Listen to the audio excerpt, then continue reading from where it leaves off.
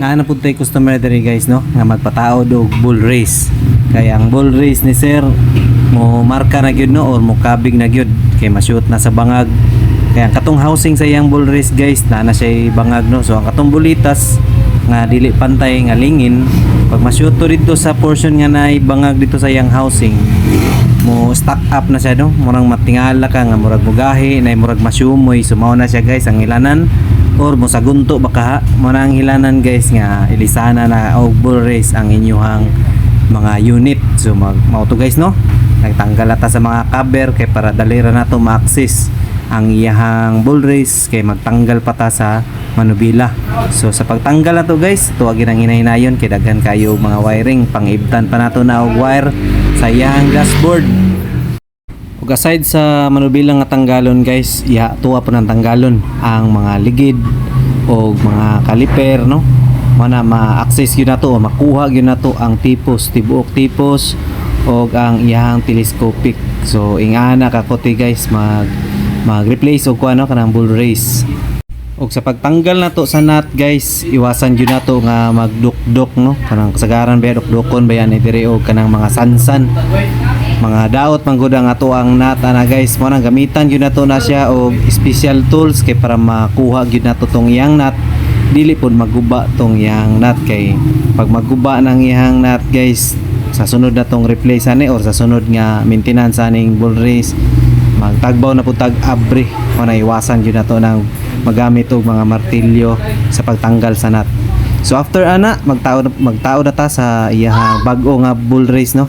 Unahon na tog taod tong iyang housing ato ang i-flat o butangan na to og grasa kay para madanlog o para dili dali magtaya-taya ng iyahang mga housing sa bull race guys no.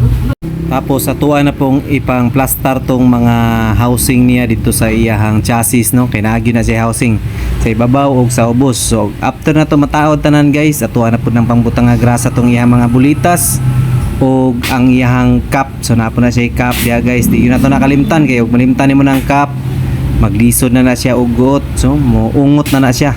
So after anay pambalik po nato tong mga nut niya no. So dali ra kaayo siya malak guys basta na lang jud kay tarong tools ug dili lang jud nimo gamitan og pangdukdok. So mao na mo ang tools nga gamit guys napud tong isa na mong ka tools katong murag taas.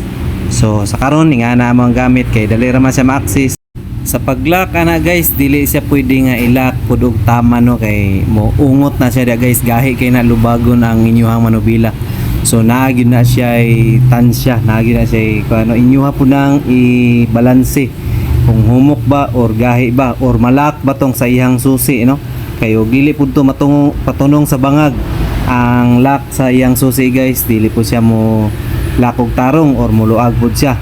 So after na naplaster na ang tanan guys ipangbalik na po nato tong iyang mga ligid ang iyang mga cover kay patanggal man nato tong iyang mga cover o dapat dili gyud mang lapas or dili gyud manghinubra ang inyong mga bolt guys no og mga screw kay base niya pagbalik sa mga cover daghan na kay kag savings nga screw kay wala na day nataod ang uban.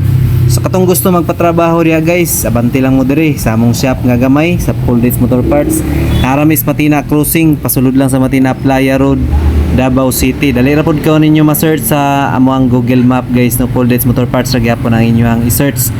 Ug basin ganahan lang pud mo mag-subscribe sa ato ang YouTube channel guys. Napod tay YouTube channel Full Dates Motor Parts ang gyapon guys. Shoutout pud ko sa tagiya ni. So salamat kayo kol og amping mo kanunay.